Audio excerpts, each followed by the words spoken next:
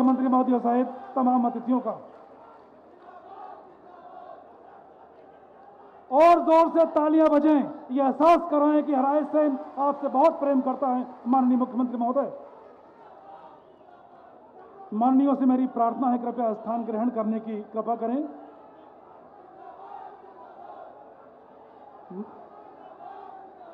माननीय कलेक्टर रायसेन श्री उमाशंकर भार्गव जी से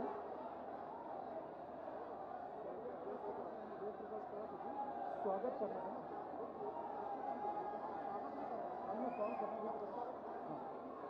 कलेक्टर रायसेन श्री उमाशंकर भार्गव जी से मेरी प्रार्थना है, कृपया आप मंचासीन प्रदेश के मुख्यमंत्री माननीय श्री शिवराज सिंह चौहान जी का जिला प्रशासन रायसेन की ओर से स्वागत करें।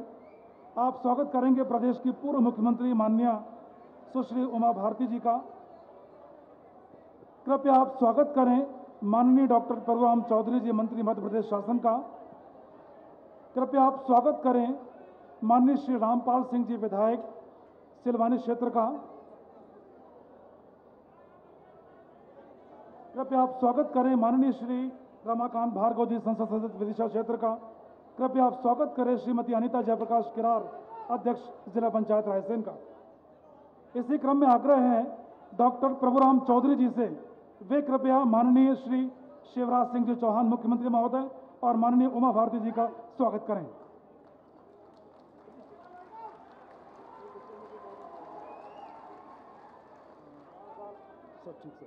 श्री जयप्रकाश किरार जी स्मृति चिन्ह भेंट कर रहे हैं माननीय मुख्यमंत्री जी को। और श्री जमुना सेन जी, पूर्व नगर पालिका अध्यक्ष, कृपया आप माननीय मुख्यमंत्री जी और प्रदेश की पूर्व मुख्यमंत्री महोदया को कृपया आप अपना स्मृति चिन्ह ससम्मान भेंट करें।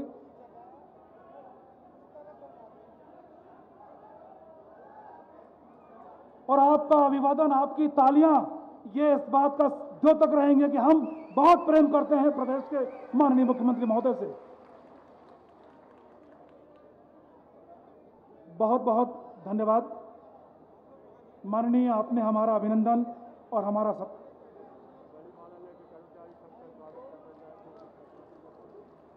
और बड़ी माला से कर्मचारी संघ के पदाधिकारी माननीय मुख्यमंत्री महोदय का स्वागत करना चाहते हैं। कृपया जोरदार तालियां बजाकर आप अभिनंदन करें। और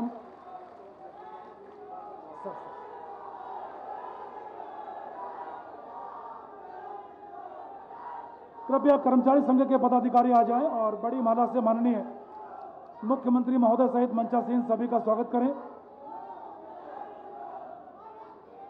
इसी क्रम में अनुरोध है डॉक्टर जयप्रकाश किरार, अध्यक्ष जिला भाजपा से, वे कृपया आए। श्री जयप्रकाश किरार जी आए और अपना कर्मचारी संघ के पदाधिकारी स्वागत कर रहे हैं माननीय मुख्यमंत्री महोदय का।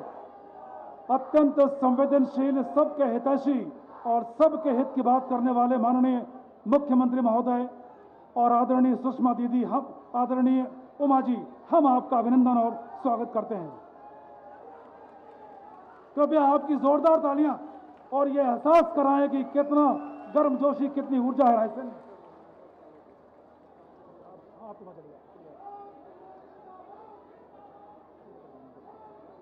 स्वागत कर रहे हैं कर्मचारी संघ के पदाधिकारी गण और माननीय मुख्यमंत्री जी सहृदयता से उनके अभिनंदन को स्वीकार कर रहे हैं।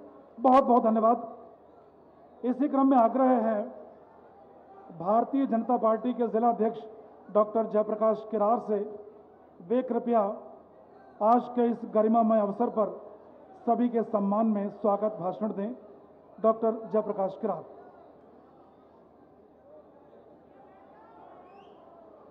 बोलिए भारत माता की, भारत माता की। जरा ताकत के साथ हमारे यशस्वी मुख्यमंत्री और हमारी यशस्वी पूर्व मुख्यमंत्री सुश्री उमा भारती जी उपस्थित हैं। जरा ताकत के साथ बोलिए भारत माता की, भारत माता की। आज सांची विधानसभा जिला रायसेन, बड़ा सौभाग्य का विषय है कि रायसेन की धरती पर पधारे हमारे यशस्वी जननायक,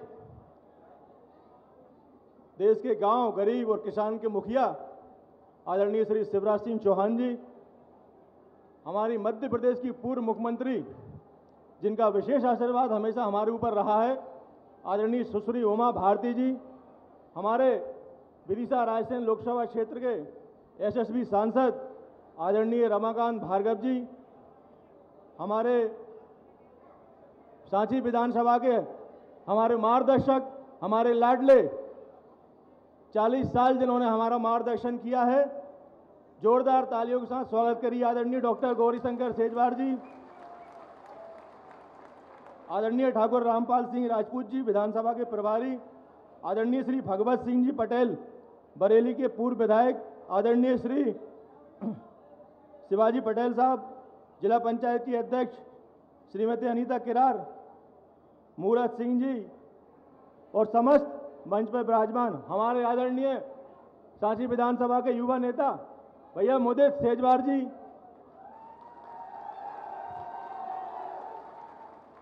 मंच पर विराजमान सभी वरिष्ठों को नमन करते हुए मेरे सामने बैठी सांची विधानसभा और रायसेन जिले की जनता को नमन करते हुए पत्रकार बंधु आप सबका स्वागत करता हूं।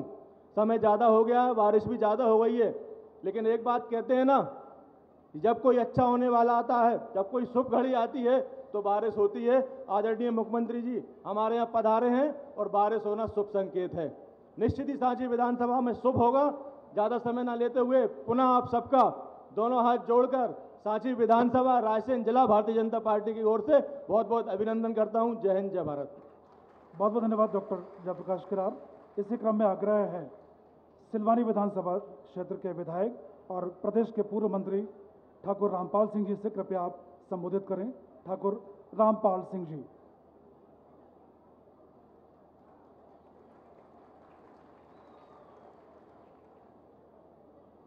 मध्य प्रदेश के जननायक, रायसेन और मध्य प्रदेश का विकास पूरे देश में किसानों के लिए, गरीबों के लिए, माताओं बहनों के लिए जिन्होंने अद्भुत काम किया है, और रायसेन तो लोकल ही है उनका।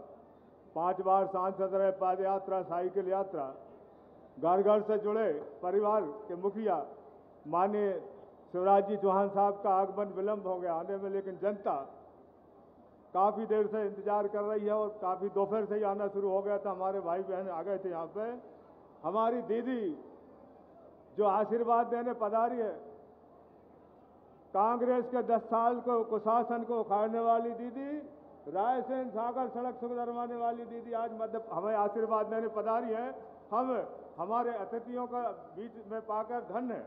गौरव का अनुभव रायसेन की जनता कर रही है, सांची क्षेत्र की जनता, और मैं भी उनका अभिनंदन स्वागत करता हूं।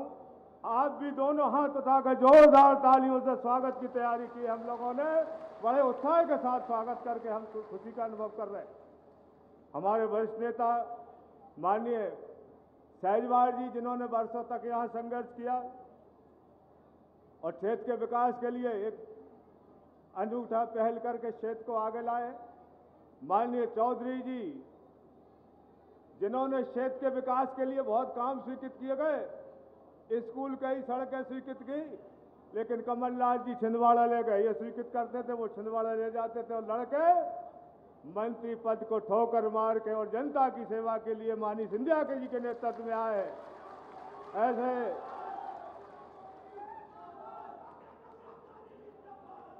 उनका स्वागत है। मैं हमारे जिले के अध्यक्ष जी जो बड़ी तैयारी की थी स्वागत की, डॉक्टर जयप्रकाश जी, आदरणीय जिला पंचायत अध्यक्ष जी, पूर्व विधायक, हमारे लोकप्रिय सांसद जो आज पधारे हैं और विकास के लिए लोकसभा में ताकत से रखते हैं, सम्मानीय रमाकांत सिंह भार्गव जी, जिन्होंने रिकॉर्ड जीत दर्ज करके प्रदेश का गौरव बढ़ाए, से सांसद जी हमारे बीच में है। सभी लोग, हमारे वरिष्ठ लोग भी यहाँ पे हैं। माननीय भगवत सिंह जी जिलाध्यक्ष जी, शिवाजी पटेल साहब जनपद अध्यक्ष जी, मंडल की टीम, जिले की टीम, महिला मोर्चा, किसान मोर्चा, सभी लोग और उपस्थित भाई बहनों, हमारे मीडिया के साथी, अधिकारीगण जो व्यवस्था में लगे हैं। वास्तव में आज का दिन ऐतिहासिक है। मौसम की खराबी के बाद लोगों को लग रहा था नहीं आएंगे, लेकिन जो कदम उठा के माननीय मुख्यमंत्री जी और दीदी का आगमन हुआ है, वास्तव में इसके प्रतीत होता है, इससे होता है कि जनता के दुख में दर्द होता है, जनता की चिंता करने वाले नेता हैं तो माननीय शिवराज जी चौहान साहब हैं। अभी फसलें देखने आ गए, खेतों खेतों में अभी सांची चले गए, गैरतगंज चले गए, 15 महीना तक किसी ने खबर नहीं ली। देश में अगर हम जाते हैं दौरा करने तो सबसे ज्यादा किसानों और गरीबों के हित में काम करने वाले जननायक हैं माननीय शिवराज जी चौहान साहब। उनका पूरे देश के अंदर गौरव बढ़ाया हुआ है। लेकिन 10-15 महीना ऐसा लग रहा था आईसीयू में जनता चली गई थी, खाते में पैसा नहीं, किसानों को पैसा नहीं, युवाओं को पैसा नहीं। 15 महीना तक धोखा किया है माननीय कमलनाथ जी। उसके सजा जनता आने वाले चुनाव में सांची में आपको जवाब देंगे और बताएंगे कि आपने विश्वासघात किया। कहां गए 2 लाख, कहां गए 4,000 युवाओं के? देंगे कि नहीं भैया बताओ? तो हाथ उठा के ताकत में जवाब, कांग्रेस को कागज के साथ जवाब देना है हमको। गद्दारी विश्वासघात करने वालों को सबक सिखाने का समय आ गया है और हम सब आपके नेतृत्व में, आपके मार्गदर्शन में गौरव का अनुभव कर रहे हैं। हमारी टीम, लोग तरह तरह का बात करते हैं लेकिन हम जनता में जाते हैं, जनता का पूरा आशीर्वाद समर्थन है। पूरे प्रदेश में भारतीय जनता पार्टी की लहर है। अभी मीडिया के साथ ही हमसे पूछ रहे थे कि आपके प्रत्याशी घोषित, हमने कहा हमारे प्रत्याशी तो घोषित हैं लेकिन अच्छे मुहूर्त में करेंगे। लेकिन तुमने पितृपक्ष में घोषित कर दिया, लठ तलवारें चल रहे हैं, पुतला जला रहे हैं, आपस में कांग्रेस के लड़ रहे हैं। कांग्रेस का सफाया हो चुका मध्य प्रदेश से, देश से मिट गया। संगठन नाम की चीज नहीं, कोई नेता नहीं। भारतीय जनता पार्टी में नेता ये बैठे हुए हम लोग, सब लोग आपकी सेवा के लिए तैयार हैं। चिंता की कोई जरूरत नहीं। आने वाले समय में आशीर्वाद समर्थन दीजिएगा, हम लोग सब करेंगे और पूरी ताकत के साथ हम आपके सेवा में कोई कमी नहीं रहने देंगे। और इस तरह का जो सामने परिस्थितियां बनी है उनका डटकर मुकाबला भी होगा और डट कर जवाब भी दिए जाएंगे सवालों के। और मध्य प्रदेश में भारतीय जनता पार्टी के माध्यम से आपकी सेवा में किसी तरह की कोई कमी बहनों भाइयों नहीं रहने दी जाएगी। और इस तरह हम सब माननीय मुख्यमंत्री जी, माननीय दीदी, आपका आशीर्वाद हमको मिला है। आपके आशीर्वाद से हम लोग, आपका यहाँ आगमन हो गया। वर्षों से लोग आपको दर्शन के लिए इच्छा रखते हैं। सांची क्षेत्र में तो आपकी कृपा दृष्टि पूरे प्रदेश के अंदर है, लेकिन आज हम कह सकते हैं ताकत के साथ ये जनसैलाब, पूरी ताकत के साथ जनसैलाब, माताएं बहनें बैठी है, युवा बैठे हुए हैं, सब भारतीय जनता पार्टी आपके नेतृत्व में ताकत से आगे बढ़ेंगे। इसी विश्वास के साथ आज ये जनता आपको विश्वास हम लोग दिलाते। हमारी टीम माननीय डॉक्टर सहजवार जी, प्रभुराम जी, पूरी टीम, पूरा संगठन एक एक करके पूरी ताकत के साथ गांव में, हमारे प्रत्याशी भी स्वास्थ्य खराब है, उससे दुगने काम जनता के बीच में जाके हमारी टीम ने किए हैं। यह भी उदाहरण भारतीय जनता पार्टी में मिल सकता है कि जिसके प्रत्याशी अस्वस्थ होने के बाद दुगनी मेहनत हमारी टीम ने गांव-गांव में जाकर टीम बन चुकी है और पूरी टीम आपके सेवा के लिए तैयार है। यही निवेदन करते हुए और मैं सबका यहाँ पर अपना स्वागत और धन्यवाद करते हुए, और देर से हमारे भाई बहन बीच से इंतजार कर रहे हैं, बीच में बाधा नहीं बनते हुए आपको नमस्कार और प्रणाम करते हुए, और आपको ही हम ज्यादा से ज्यादा सुनेंगे। और काले ये आज की सभा देख के लोगों का दिल दहल गया। रायसेन का नजारा, जनता समा नहीं रही, दुगनी जनता है। पानी हुआ फिर भी ये लोग नहीं गए आपके स्वागत के लिए यहाँ सुन रहे हैं। इनके आपको सुनेंगे, आपका मार्गदर्शन आशीर्वाद लेंगे। बहुत बहुत धन्यवाद। बहुत बहुत धन्यवाद आदरणीय रामपाल सिंह जी। इसी क्रम में मैं बहुत ही विनम्रता से प्रार्थना कर रहा हूँ प्रदेश के पूर्व मंत्री माननीय डॉक्टर गौरीशंकर शेजवार जी से, कृपया आप अपना उद्बोधन दें। माननीय डॉक्टर गौरीशंकर शेजवार जी।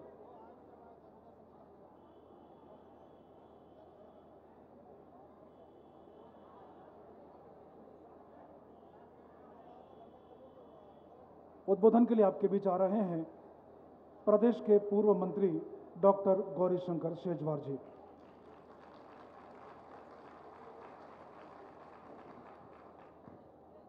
मंच पर विराजमान हमारे लाडले मुख्यमंत्री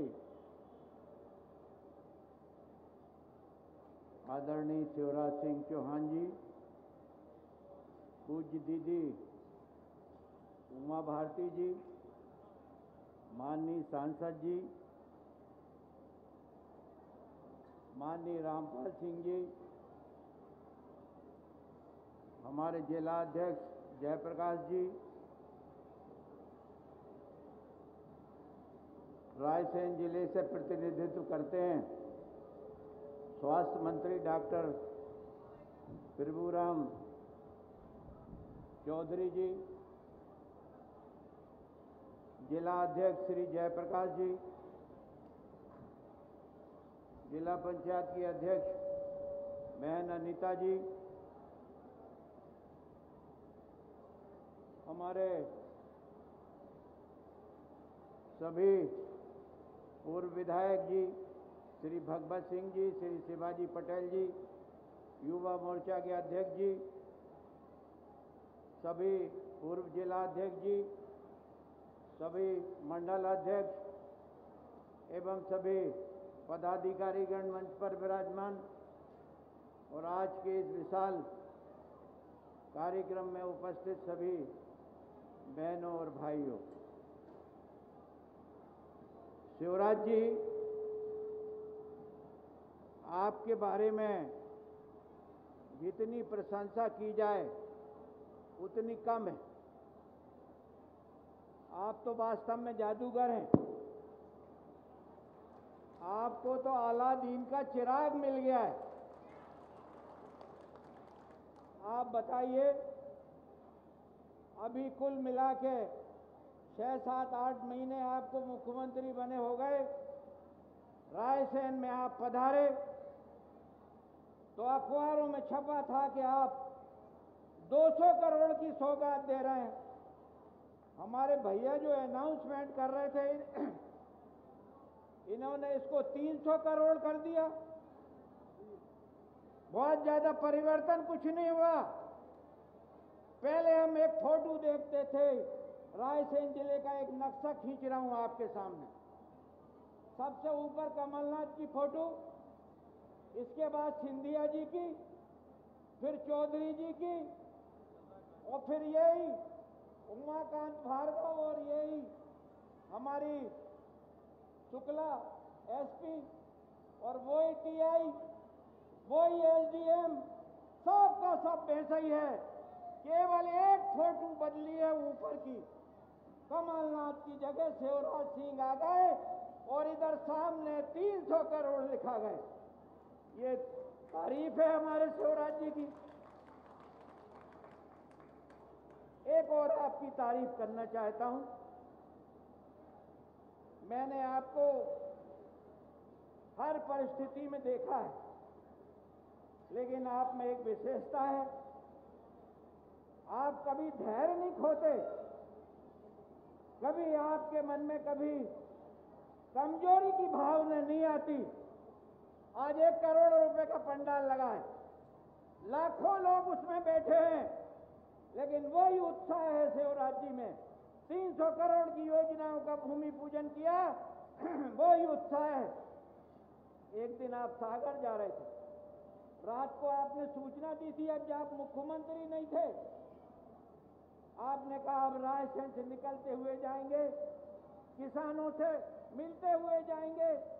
आप खरवई रुके, रायसेन रुके, नकतरा रुके, नरवर रुके, देगांव, गढ़ी बेगमगंज होते हुए आप सागर पहुंचे। छोटे छोटे पंडाल लगाए थे हमारे कार्यकर्ताओं ने, मंडल अध्यक्षों ने, लेकिन आपके चेहरे पे जरा सी भी शिकन नहीं थी कि ये छोटा पंडाल क्यों है, या सामने 100 आदमी किसान क्यों खड़े हैं, लाखों लोगों की संख्या क्यों नहीं है। ये आपकी विशेषता है और ये निरंतर आपको कामयाबी की तरफ ले जाएगी। हमारी आपके साथ शुभकामनाएं। बहन जी विराजमान है, आपकी तरफ से ऐसे ऐसे निर्णय और कार्यकर्ताओं के समाधान की बातें आई हैं। एक छोटा सा उदाहरण देता हूं। आप जब प्रदेश की मुख्यमंत्री बनी, हम लोग टीकमगढ़ के दौरे पे गए थे, मैं भी आपके साथ में था। कार्यकर्ताओं ने आके शिकायत की, अरे दीदी जो कहा है, बोले जी पुलिस वाले धक्का दे रहे हैं, आपसे मिलन ही नहीं दे रहे, आपके पास आने ही नहीं दे रहे। बहन जी ने एक रामायण का दृष्टांत बताया, पूरे कार्यकर्ता प्रसन्न हो गए। ये कार्यकर्ताओं के लिए बहुत बड़ी सीख है और उनके लिए सबक है। दीदी ने कहा, मैं आपको राम राज्य की तरफ ले जाना चाहती हूं। रावण का वध हो गया और विभीषण का राज्याभिषेक हो रहा था। माता सीता को अशोक वाटिका से राजभवन की तरफ लाया जा रहा था। माता सीता पालकी में विराजमान थी। बानर जिन्होंने रामचंद्र जी को जिताया, वो एक के ऊपर एक खड़े होकर माता के दर्शन करना चाहते थे, लेकिन पालकी में लगे हुए जो राक्षस थे वो बानरों को मार रहे थे। ऐसा कह के कार्यकर्ताओं का अपमान आपने प्रसन्न किया। आपके साथ भी काम करने का मुझे बहुत मौका मिला है। माननीय शिवराज जी के साथ भी मौका मिला है।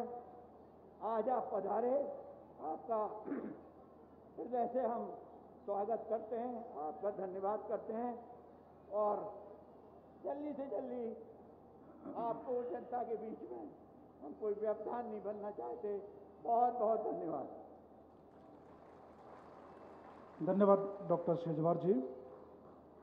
इसी क्रम में मैं आग्रह कर रहा हूं प्रदेश सरकार के लोक स्वास्थ्य एवं परिवार कल्याण मंत्री माननीय डॉक्टर प्रभुराम चौधरी जी से कृपया आप आएं और हम सब के बीच अपना उद्बोधन दें। डॉक्टर प्रभुराम चौधरी जी।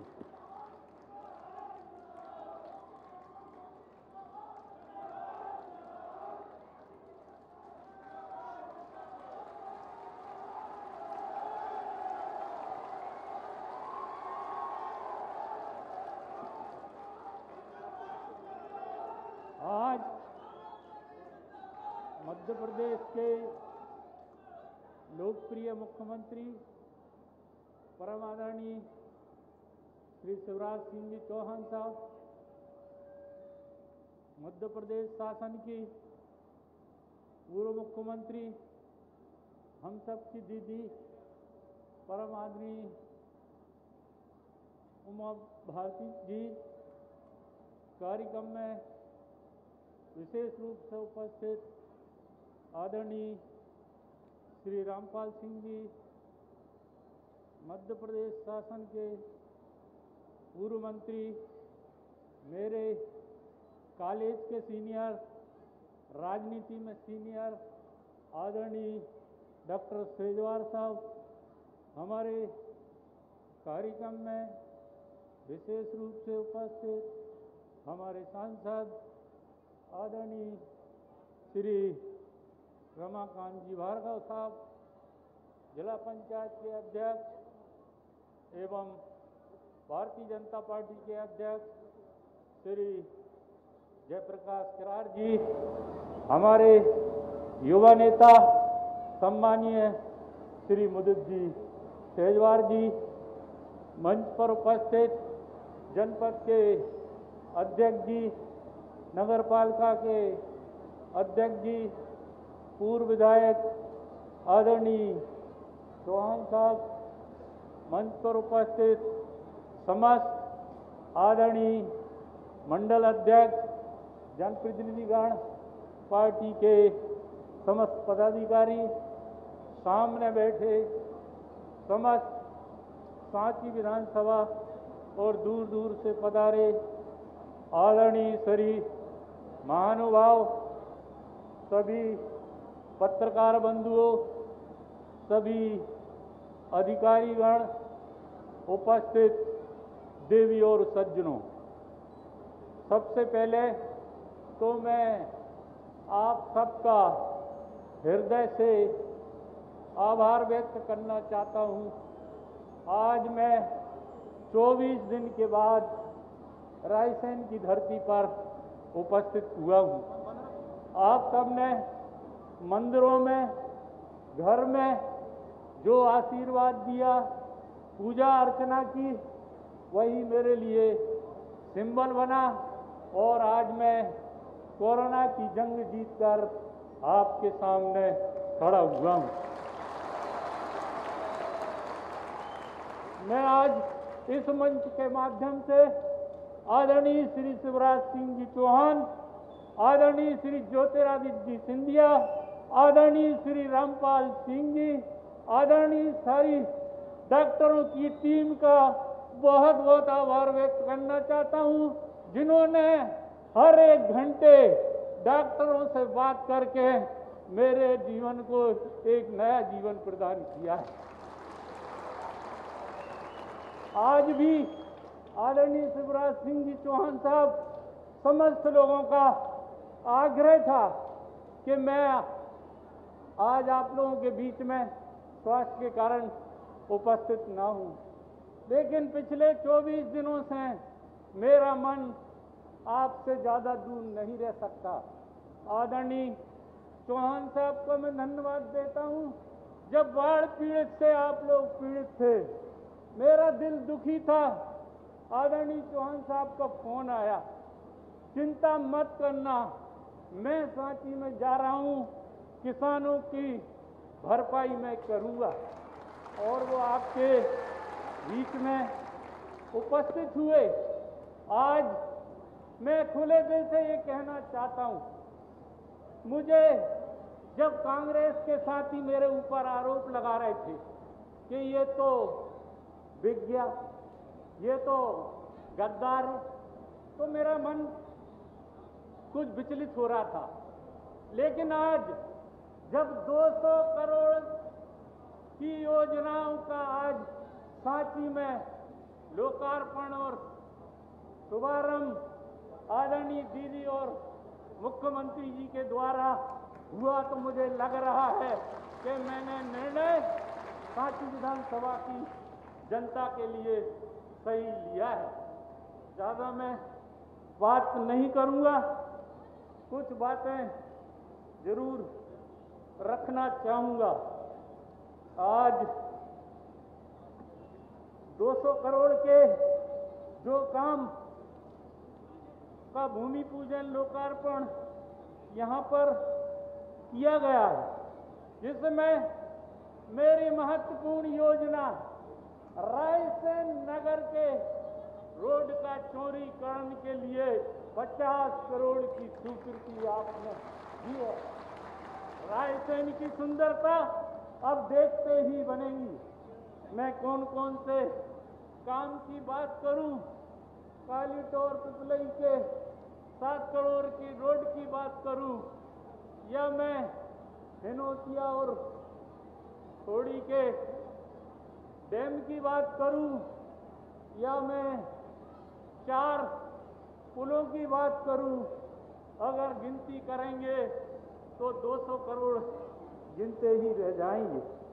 कुछ काम और जो पेंडिंग है, मैंने कल से आज तक मुख्यमंत्री कार्यालय, मंत्रियों, एसीएस सबसे मैंने बात की है, और जो काम आगे हो सकते हैं, मुझे सबने आश्वस्त किया है कि मुख्यमंत्री जी घोषणा कर देंगे, हम इन सारे कामों की स्वीकृति देंगे।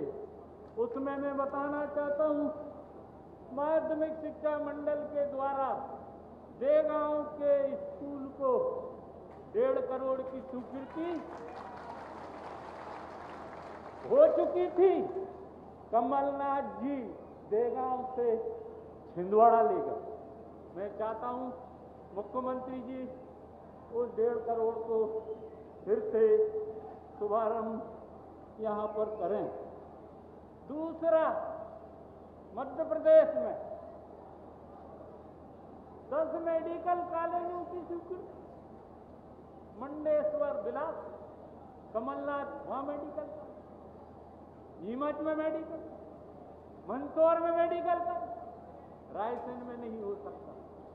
लेकिन मुझे भरोसा है कि आने वाले समय में जो जिलों में मेडिकल कॉलेज खुलेंगे, मुख्यमंत्री जी जरूर रायसेन का ध्यान रखेंगे। दूसरा, वेटनरी डिप्लोमा कॉलेज 15 एकड़ जमीन आरक्षित है। पशुपालन मंत्री जी ने फाइल अप्रूव कर दी है। हमने फाइनेंस एसीएस से भी आज ही बात की है। उन्होंने कहा है मुख्यमंत्री जी आज घोषणा कर दें, रायसेन में वेटनरी का डिप्लोमा कॉलेज खुलेगा। चौथा, गैरतगंज में स्टेडियम के लिए जमीन आरक्षित हो चुकी है। मात्र 1 करोड़ रुपए नगरीय प्रशासन से स्वीकृति मिलना है। सीएम साहब घोषणा करेंगे, वो भी हो जाएगा। रायसेन के इंजीनियरिंग कॉलेज की घोषणा आदरणीय शिवराज सिंह जी पहले यहाँ पर कर चुके, कैबिनेट से पास हो चुका है। उसकी भी सीएम साहब से निवेदन है, उसको भी आप करने की कृपा करेंगे। बाईपास रोड टोल टैक्स सागर से गोपालपुर तक ये भी लंबित है, वो भी आप कहेंगे हो जाएगा। आपने मुझे परिवार और स्वास्थ्य कल्याण की जवाबदारी दी है। मैंने विभाग से बात की है, गैरतगंज सामुदायिक स्वास्थ्य केंद्र को सिविल अस्पताल, सांचेत स्वास्थ्य केंद्र को प्राथमिक स्वास्थ्य केंद्र, हरवई को प्राथमिक स्वास्थ्य केंद्र। मेरी सीएस साहब एसीएस से बात हो चुकी है। उन्होंने कहा है आज सीएम साहब घोषणा कर दें, हम कल आदेश जारी कर देंगे। आगे और भी ऐसी महत्व की हमारी योजनाएं सामने हैं। रायसेन में अति प्राचीन 11वीं शताब्दी का किला है। हमारे पर्यटन मंत्री हैं आदरणीय कैलाश जी पटेल। मैं चाहता हूं कि रायसेन नीचे से किले तक एक रोपवे की स्थापना होना चाहिए। और ये सारे ऐसे काम हैं कि 10 पाइपलाइन में हैं। आप आज घोषणा कर देंगे, इन सब की स्वीकृति मिल जाएगी। और ज्यादा कुछ ना कहते हुए सबसे पहले आज मैं दीदी का बहुत बहुत आभार व्यक्त करना चाहता हूँ। और दिल से जिस दिन मेरा जन्मदिन था, दीदी का मुझे फोन आया कि जन्मदिन की बधाई। उससे दीदी उस दिन से मैं बहुत ही प्रसन्न हूँ। आपका आशीर्वाद मुझे मिला है। आदरणीय चौहान साहब यहाँ 5 बार सांसद, 4 बार मुख्यमंत्री, रायसेन उनका घर है। मुझे कहने की आवश्यकता नहीं है, लेकिन मुझे विश्वास है कि आने वाले समय में सांची विधानसभा का विकास आदरणीय शिवराज सिंह जी चौहान साहब के में स्वीकृत होगा। मैं मन से मुझे भाई का धन्यवाद देना चाहता हूँ। जब मैं भर्ती था, उन्होंने 2 बार मुझे फोन करके ढांढस बंधाया कि आप अपना ख्याल रखें। उनको भी मैं धन्यवाद देना चाहता हूँ। आप सबको बहुत बहुत नमस्कार। जयराम जी, धन्यवाद। बहुत बहुत धन्यवाद सर। अभी आपको संबोधित कर रहे थे प्रदेश के लोक स्वास्थ्य कल्याण मंत्री माननीय डॉक्टर प्रभुराम चौधरी जी। बहुत ही सम्मान के साथ मैं अनुरोध कर रहा हूं प्रदेश की पूर्व मुख्यमंत्री परम सम्मानीय श्रद्धेय सुश्री उमा भारती जी से, कृपया आप आएं।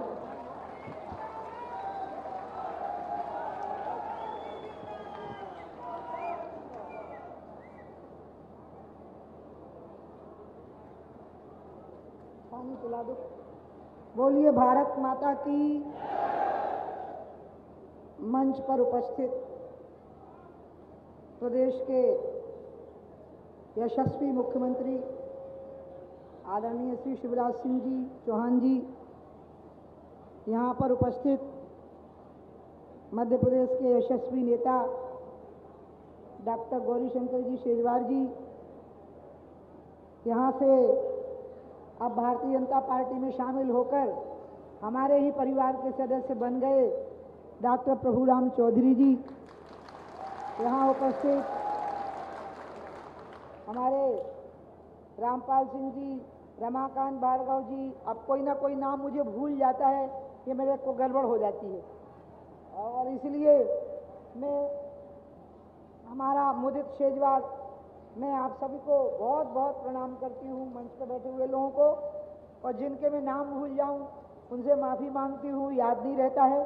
यहाँ पर उपस्थित सभी मीडिया के बंधुओं, उपस्थित सभी बहनों एवं भाइयों, मैं आप सबको अपनी बात शुरू करने से पहले प्रणाम करती हूँ, नमस्कार करती हूँ। घड़ी देखो, घड़ी। तो रायसेन तो मेरे दिल में धड़कता है। रायसेन से कुछ पिछले जन्म का संबंध है और इसलिए मुझे रायसेन में आना बहुत अच्छा लगता है। कारण भी नहीं मालूम है बात क्या है। और जब एक बार हम पटवा जी के साथ आए तो ऐसा संकट खड़ा हो गया था, रात हो गई थी और हेलीकॉप्टर जब उतरा तो जीपों की लाइट लगा के थाने में उतारा गया था।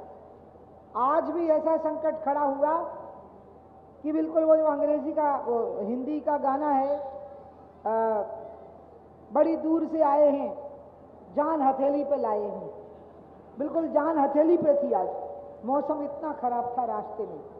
शिवराज जी का क्या है, वो तो कितना ही खराब मौसम हो उनको नींद आने लग जाती है हेलीकॉप्टर में, तो आराम से आंखें मूंद के सो रहे थे। मेरी हालत खराब थी क्योंकि मैं खुद भी पायलट हूँ, मैंने हवाई जहाज चलाना भी सीखा है। तो जिसको गाड़ी चलाना आता हो उसको दूसरे की गाड़ी चलाते समय बहुत डर लगता है। तो यही हालत मेरी हो रही थी, क्योंकि ऐसे चलो वैसे चलो, ये क्यों हो रहा है, कब पहुंचेंगे, क्या होगा, बोलो कितने मिनट बचे हैं। और हम जब यहाँ उतर गए तो मुझे लगा शुक्र है। डॉक्टर शेजवार जी को याद होगा, जब यहाँ वो चुनाव लड़ रहे थे और मेरी सभा हुई, शायद हमारे मीडिया के भी भाइयों को याद होगा, तो मैंने इनको टाइम दे दिया सवेरे 7:30 बजे का। अब शेजवार जी भनभनाए कि सवेरे 7:30 बजे भी कोई सभा होती है, लेकिन सवेरे 7:30 बजे मेरा हेलीकॉप्टर उतर गया ग्राउंड में, लोग थे ही नहीं। तो मैंने कहा शेजवार जी चिंता मत करो, अभी देखते जाओ क्या होता है। और मैं बगल के एक घर में चाय पीने बैठ गई। कोई बेचारे सरकारी कर्मचारी थे, मैंने कहा चाय पिलाओगे, बोले पिलाएंगे। तब तक पार्टी के कार्यकर्ता भी भागे कि बहन तो सही में आ गई, टाइम पे ही आ गई है बिल्कुल। और इतने में पूरा ग्राउंड आधे घंटे के अंदर खचाखच भर गया और मैं भाषण करके यहाँ से चली गई। तो इसलिए यहाँ के लोग बहुत ही सहज सरल और मीठे स्वभाव के लोग हैं, और इसलिए मुझे बहुत अच्छा लग रहा है कि मैं आप तक आ सकी आज, और मेरे को बहुत आंतरिक प्रसन्नता हो रही है। ये जो चुनाव हो रहा है ये हमारी मर्जी से नहीं हो रहा है। हम तो आराम से विपक्ष में बैठने को तैयार थे, क्योंकि हमें विपक्ष में बैठने में कोई परेशानी होती ही नहीं है। हम एक ही जैसे रहते हैं, ना सावन हरे ना भादों सूखे। इसलिए भाजपा के जो कार्यकर्ता होते हैं वो लोग संघर्ष के आदी होते हैं, सड़क पर धूल खाने के आदी होते हैं, तो कोई फर्क नहीं पड़ता अगर हम सत्ता में नहीं होते हैं। शिवराज जी आराम से गाड़ी में बैठ के निकल गए थे, किसानों की फिक्र करने लगे थे। भाजपा के कार्यकर्ता भी आंदोलन प्रदर्शनों में भाग लेने लगे थे, हमें कोई दिक्कत नहीं थी। जो ये लग रहा है कि हमने गिराई, ये आप याद करो, कांग्रेस की सरकार तो कांग्रेस के ही विधायकों ने गिराई है, हमने नहीं गिराई है, उन लोगों ने गिराई है। और उन्होंने क्यों गिराई? क्योंकि एक विकास की धारा चल पड़ी थी। हम विकास के मुद्दे पर चुनाव लड़े हैं। मध्य प्रदेश का चुनाव विकास के मुद्दे पे हुआ है, 2003 का चुनाव भी विकास के मुद्दे पे हुआ है। जब मेरे को यहाँ का उम्मीदवार घोषित किया गया तो मिस्टर बंटा ढार सिंह ने मुझे चैलेंज किया। आप बताइए बंटा ढार सिंह यानी कौन? जो उस समय मुख्यमंत्री थे। उन्होंने मुझे चैलेंज किया कि उमा भारती आप मेरे से भोजशाला पे बहस करो। भोजशाला का प्रसंग आने ही वाला था और मेरा नेतृत्व घोषित हो गया था। तो मैंने उनको कहा कि मैं भोजशाला पे जरूर बहस करूंगी धार की, लेकिन वो चुनाव के बाद करूंगी। अभी जब तक चुनाव नहीं हो जाता तब तक मैं सिर्फ सड़क, बिजली और पानी के ऊपर बहस करूंगी कि यहाँ सड़क, बिजली और पानी की परेशानी लोगों को क्यों है। और हमने विकास के एजेंडे पर चुनाव लड़ा। जब टाइम्स ऑफ इंडिया की पत्रकार मेरा इंटरव्यू लेने आई, विद्या सुब्रमण्यम, तो उन्होंने मुझसे पूछा कि what will be your agenda. मैंने कहा development will be our agenda. तो उन्होंने कहा कि अच्छा, हम तो समझे थे कि आप राम भक्त लोग हो। तो हमने कहा हाँ, अयोध्या में भव्य राम के मंदिर का निर्माण हो, ये भी हमारा एजेंडा है। लेकिन बाकी पूरे देश में राम राज्य का निर्माण हो, ये भी हमारा एजेंडा है। और आप ऐसा क्यों मानते हो कि राम का नाम लेने वाले लोग जो हैं वो डेवलपमेंट नहीं कर सकते? आप क्या सोचते हो कि डेवलपमेंट खाली आप ही कर सकते हो? हमारे देश में गोरी चमड़ी के अंग्रेज तो चले गए, लेकिन वो अपनी जूठन के रूप में कुछ काली चमड़ी के अंग्रेज छोड़ गए थे। और वो जो काली चमड़ी के अंग्रेज हैं, उनके दिमाग में ये बैठ गया कि हिंदुत्व का विरोध करना, राम का विरोध करना, पुरानी संस्कृति का विरोध करना, भारतीय संस्कृति का विरोध करना, यही डेवलपमेंट का एजेंडा है। उनकी समझ में यही नहीं आया कि हम राम का नाम भी लेंगे, हम गंगा जी में स्नान भी करेंगे, हम तिरंगे के लिए जान भी देंगे और हम सड़क, बिजली और पानी भी लाएंगे। ये हमारी सामर्थ्य है। हमारे बारे में ये भी डर बिठाया गया कि ये लोग बहुत मुसलमानों के विरोधी होते हैं, लेकिन हकीकत सामने खुल गई। जहां जहां हमारी सरकारें नहीं रहीं, 15-15, 20-20 साल हमारी सरकारें जहां नहीं थी, वहां मुसलमान बहुत पीछे छूट गए। और जहां जहां हमारी सरकारें बनी, वहां वहां मुसलमानों की जिंदगी बहुत अच्छी हुई, उनको रोटी और रोजगार मिले, उनको सम्मान के साथ में जीने के अधिकार मिले। क्योंकि हमने जो भी योजना बनाई, जैसे मुख्यमंत्री जी ने कन्या विवाह योजना बनाई, उन्होंने कई योजनाएं बनाई, मोदी जी ने कई योजनाएं बनाई, हमने उसमें जाति और धर्म का भेद नहीं किया। हमने ये नहीं कहा कि ये इसको मिल सकता है और इसको नहीं मिल सकता है। और इसलिए आज खुद अल्पसंख्यक तबके के लोग कहते हैं कि भाजपा के बारे में हम जैसा सोचते थे, ये पार्टी तो वैसी नहीं निकली, और कांग्रेस के बारे में हम जैसा सोचते थे, ये पार्टी वैसी नहीं निकली। और इसलिए अब वो कहते हैं कि ईमानदार बेईमान दोस्त से ईमानदार दुश्मन ज्यादा भरोसे का होता है। हमें दुश्मन समझते थे, लेकिन हम ज्यादा भरोसे के निकले, क्योंकि हम रोटी और रोजगार के बारे में कोई भेदभाव नहीं करते हैं। लेकिन हाँ, हमें अपने धर्म पर गर्व है, हमें अयोध्या पर गर्व है, हमें राम के नाम पे गर्व है। अगर उमा भारती अयोध्या में मंदिर के निर्माण के लिए जान दे सकती है, तो वही उमा भारती गरीब आदमी के रोटी और रोजगार के लिए भी अपनी जान दे सकती है। ये बात समझ में आ गई। और जब मैं चली गई छोड़ करके, उसके बाद जब मध्य प्रदेश में शिवराज जी सीएम बने, शिवराज जी का और हमारा मेरी उनकी जो पहली मुलाकात हुई वो रायसेन जिले में ही हुई थी, बाड़ी में। लोकसभा का चुनाव था 84 का। मेरे को भूख लग जावे तो मुझे मनाना बहुत मुश्किल पड़ता है। आपने देखा होगा, अभी मुझे बिस्किट खाने के लिए देना पड़ा। मैं कह देती हूँ कि भूखी रहूंगी तो भाषण नहीं करूंगी। तो इसलिए मेरे को लगी थी भूख और मैं सो गई पीछे की सीट पे। उन दिनों हमारे पास गाड़ियां ज़्यादा होती नहीं थी, एक ही गाड़ी थी। तो मुझे बाड़ी पहुंचना था। तब तक शिवराज जी को कहा गया कि आप बोलते रहो, उमा भारती जी आ जाएंगी। अभी 1984 की बात है। हमें लगी थी भूख, हम छोटे भी थे, तो हम गुस्से में लेट गए पीछे की सीट पे। कहा जाओ, अब हम नहीं उठेंगे। तो फिर शिवराज जी का भाषण चलता रहा बहुत देर तक। फिर शिवराज जी आ गए, गाड़ी में आगे बैठ गए शांति से। बेचारे वो भी भूखे थे, लेकिन कुछ बोले नहीं। तो मैं बड़ी प्रभावित हुई कि ये कितने शांत और संयमी व्यक्ति हैं। फिर उसके बाद में लोकसभा में हम बहुत लंबे समय तक साथ रहे। फिर उसके बाद में जब मुझे यहाँ नेता बनाया गया, तो शिवराज जी की पूरी टीम हमारे चुनाव अभियान में जुट गई। और शिवराज जी ने मुझे कहा, आपको किसी भी चीज़ की हमारे सहयोग की ज़रूरत हो जो मुझे बताइए, मैं आपके लिए करूँगा। इसके बाद हमारी सरकार बनी। तिरंगे के लिए मैंने मुख्यमंत्री की कुर्सी छोड़ दी। मैंने मुख्यमंत्री की कुर्सी किसी आरोप में या लांछन में नहीं छोड़ी है, ये ध्यान रखिएगा। मैंने मुख्यमंत्री की कुर्सी जब छोड़ी तो मैंने आपकी मूंछ ऊंची कर दी, आपकी मूंछ नीचे नहीं होने दी है। तिरंगे के लिए मुख्यमंत्री की कुर्सी छोड़ दी। और जब शिवराज जी मुख्यमंत्री बने मैंने बड़ी तपस्या से सरकार बनाई थी। पार्टी कार्यालय में 1-2 गाड़ी थी और वो भी टूटी हुई थी। उनमें पेट्रोल और डीजल भरवाने के लिए पैसे नहीं होते थे।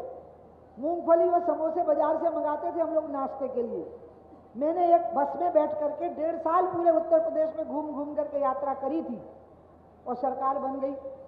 जब शिवराज जी मुख्यमंत्री बने, आज मैं अपने भाई का अभिनंदन करूंगी कि जिस तपस्या के बल पे मैंने सरकार बनाई, वैसी ही तपस्या से उन्होंने फिर ये सरकार चलाई। उन्होंने इस सरकार को कभी भी सुख भोग का साधन नहीं बनने दिया। मैंने देखा, आपको ये पता ही नहीं कि ये बात मुझे कैसे पता लगी।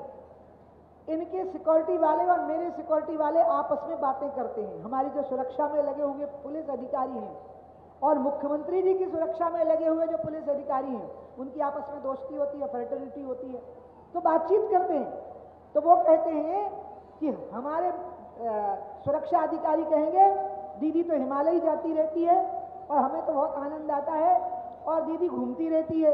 तो मुख्यमंत्री जी के भी सुरक्षा के लोग कहते हैं कि हमारा मुख्यमंत्री भी ऐसा है कि हेलीकॉप्टर में खाना खाता है, गाड़ी में खाना खाता है, कहीं भी बैठ करके भोजन करता है। इसने अपनी जिंदगी में आराम किया ही नहीं। और सही में शिवराज जी ने 13 साल आराम नहीं किया, तपस्या करी, पसीना बहाया, इतना काम किया कि जो एजेंडा हमने सेट किया था वो पूरा किया। और आज मध्य प्रदेश एक जगमगाता हुआ राज्य बन गया होता अगर ये बीच में 1.5 साल का ब्रेक नहीं लगा होता। ये जो 1.5 साल का ब्रेक लगा, मैंने देखा कि लोग उदास हो गए, मैं खुद उदास हो गई। अच्छा, मैं ईमानदारी से एक बात आपसे पूछूंगी। जब शिवराज जी सीएम नहीं रहे और लोकसभा का चुनाव आया, तो मैंने लोगों से पूछा कि क्या आपको नहीं लगता है कि आपके घर से कोई उठ करके चला गया जो आपका बहुत अपना था? क्योंकि शिवराज जी ने जिस प्रकार की योजनाएं बनाई, मैं हमेशा बोलती थी कि मध्य प्रदेश एकमात्र राज्य है जहां शिवराज सिंह चौहान ने मानवीय संवेदनाओं के साथ विकास किया है। यानी विकास भी किया है और आदमी की छोटी छोटी जरूरतों का ध्यान रखा है। नहीं तो कई बार क्या हो जाता है, सड़क बन गई, बिजली आ गई, पानी आ गया, बड़ी बड़ी फैक्ट्री आ गई, लेकिन गरीब आदमी बिटिया की शादी के लिए परेशान है, कोई पेंशन के लिए परेशान है, कोई किसी चीज के लिए परेशान है, लेकिन उन्होंने उनका भी ध्यान रखा। और इसलिए लोगों को लगने लगा कि शिवराज जी मध्य प्रदेश के मुख्यमंत्री नहीं है, बल्कि हम सबके घर के मुखिया हैं। ऐसा लोगों को लगने लगा, पूरे प्रदेश को लगने लगा। और जब वो मुख्यमंत्री नहीं रहे तो ये 1.5 साल बहुत कष्ट से कटा। और इसलिए भगवान ने मौका दिया। ये ईश्वर की कृपा से ही संभव होता है, क्योंकि मैं उस पूरे घटनाक्रम की गवाह हूँ, लगभग उसमें हिस्सेदार भी थी। जब कांग्रेस की सरकार गिर रही थी और जब ज्योतिरादित्य सिंधिया अपनी दादी राजमाता विजयाराजे सिंधिया का अनुसरण करते हुए, जैसे वो कांग्रेस को ध्वस्त करके भाजपा में आई थी, जनसंघ में आई थी, ज्योतिरादित्य भी कांग्रेस को ध्वस्त करते हुए भारतीय जनता पार्टी में शामिल हुए। और जब वो शामिल हुए और प्रभुराम चौधरी जैसे लोग हमारे साथ आए, मैं प्रभुराम के बारे में भी एक बात बता दूं। जब रामचंद्र जी वनवास में गए तो उस समय पर बहुत सारे ऐसे थे जो आखिरी में आए, जैसे कि सुग्रीव जी आए, हनुमान जी आए, जामवंत जी आए। ये पहले 13.5 साल में नहीं आए हैं, ये बाद के छोर में आए हैं। और जब ये आए हैं तभी लंका जली है। इसलिए ये तो हनुमान जी की सेना है जो आ गई है आखिरी में। और अंत में जो स्थितियां बन गई कि कांग्रेस की सरकार का सफाया हो गया।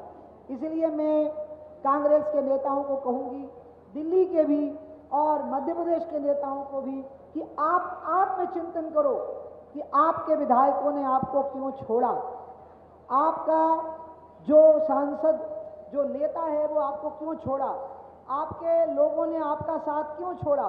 और जब उन्होंने छोड़ दिया, वो हमारे यहाँ आए।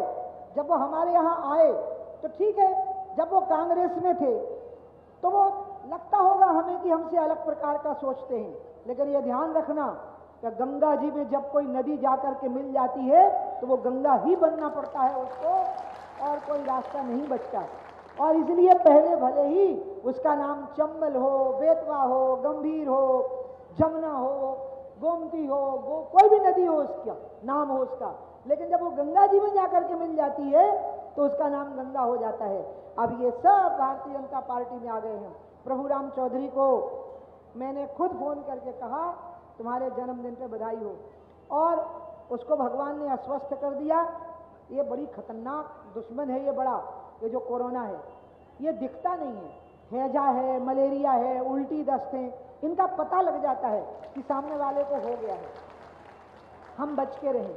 ये ऐसा घातक शत्रु है जो छुप के बैठा हुआ है और मानवता पे हमला कर रहा है। इससे बचने का जो उपाय है कि आप अपना इम्यूनिटी सिस्टम बढ़ाइए। और जो मैं मास्क नहीं लगा रही थी, लेकिन बात करते समय मास्क लगाती हूँ, इसलिए 2 गज की दूरी और मास्क जरूरी। आपने उसका पालन नहीं किया है, मैं इधर भी देख रही थी, लेकिन मैं भगवान से प्रार्थना करती हूँ कि इस सभा में आए हुए किसी भी व्यक्ति को ये संकट ना होवे, ये भी मैं भगवान से प्रार्थना करूँगी। लेकिन अब आप तैयारी करिए, इस मध्य प्रदेश को फिर से विकास की पटरी पर लाना है। 1.5 साल में जो पहिए जाम हो गए, विकास की यात्रा अवरुद्ध हो गई, उससे हमको कोई बहुत नुकसान हुआ ऐसा नहीं है, लेकिन हाँ अवरुद्ध हो गया सब कुछ। अब एक बार फिर से सब में पानी डालना पड़ेगा। जैसे गर्मी में पेड़ कुंबला जाते हैं ना, तो उनमें पानी डाल दो तो फिर से उनमें जान आ जाती है। इसलिए अब शिवराज जी आ गए हैं, यह शिवराज जी का नया जन्म है, ये आप ध्यान रखिएगा। क्योंकि जो परिस्थितियां बनी, खुद शिवराज जी भी सोचते नहीं होंगे कि वो इतने जल्दी दोबारा मुख्यमंत्री बनेंगे। आप ये ध्यान रखिएगा, जो हालात बने हैं जिसमें वो मुख्यमंत्री बने हैं, ये हमने और आपने नहीं बनाए हैं, ये ऊपर बैठे हुए भगवान ने, परमात्मा ने ये हालात बनाए हैं। मोदी जी भी जो भारत के प्रधानमंत्री बने हैं, वो इसलिए बने क्योंकि भारत की रक्षा मोदी जी के अलावा और कोई नहीं कर सकता है, जैसे भारत के हालात हैं, ये ध्यान रखिएगा। क्योंकि भारत की स्थिति बहुत खराब होने लगी थी। मनमोहन सिंह जी बहुत अच्छे आदमी होंगे, लेकिन ऐसे अच्छे आदमी का क्या करेंगे जो किसी चीज की जिम्मेवारी ना ले, जो ये कहे कि मुझे पता ही नहीं कैसे हो गया, 2G कैसे हो गया, मैनू की पता, 3G कैसे हो गया, मैनू की पता, कोयल घोटाला कैसे हो गया, मैनू की पता। अरे आप प्रधानमंत्री हो और आपको पता नहीं है, आप किसी चीज की जिम्मेवारी नहीं ले रहे हो कि ये भ्रष्टाचार कैसे हो गए। आप ईमानदार हो ये कह रहे हो, लेकिन आपकी नाक के नीचे बेईमानी हो गई, हजारों अरबों करोड़ों की चोरी हो गई, और आप कहते हो आपको पता नहीं है। इसलिए भारत को ऐसा प्रधानमंत्री चाहिए था जो कहे कि मुझे सब पता है, मुझे आगे भी दिखता है, मुझे पीछे भी दिखता है, मुझे ऊपर भी दिखता है, मुझे नीचे भी दिखता है, मुझे ठीक अच्छी तरह से दिखाई देता है। ऐसा प्रधानमंत्री भारत को चाहिए था, और मोदी जी ऐसे प्रधानमंत्री बने। और मध्य प्रदेश को आज के समय पर, कोरोना के समय पर, जब बहुत गरीब लोग गांव में वापस लौटे हैं, लोगों के रोटी और रोजगार प्रभावित हो गए हैं बुरी तरह से। और आपको मैं बताऊं, खेती भले ही अच्छी हुई, भगवान की दया रही अधिकतर, लेकिन बहुत बड़ी समस्या में वो रोजगार आ गए हैं जिनको कोरोना ने खड़ा कर दिया है, उन समस्याओं को खड़ा कर दिया है। ऐसे समय पर बहुत बारीकी से काम करने वाला, मानवीय संवेदनाएं रखने वाले व्यक्ति को यहाँ पर मुख्यमंत्री होना बहुत जरूरी था। और हमारे बड़े भाई कमलनाथ जी, हम उनके ज्ञान पर शंका नहीं करेंगे, लेकिन उनकी संवेदनशीलता पर शंका करेंगे। ज्ञानी होना अलग बात होता है और संवेदनशील होना अलग बात होती है। हमारे मुख्यमंत्री जी शिवराज सिंह चौहान जी संवेदनशील हैं, और अब हमें भारत को अगर गरीबी से निकालना है तो अब प्रधानमंत्री ने नया नारा दिया है कि हम आत्मनिर्भर भारत बनाएंगे। तो अगर आत्मनिर्भर भारत बनाना है तो पहले तो था कि कॉरपोरेट सेक्टर भारत को बनाएगा, प्राइवेट कंपनियां भारत को बनाएंगी, चाहे देश की हो चाहे विदेश की हो।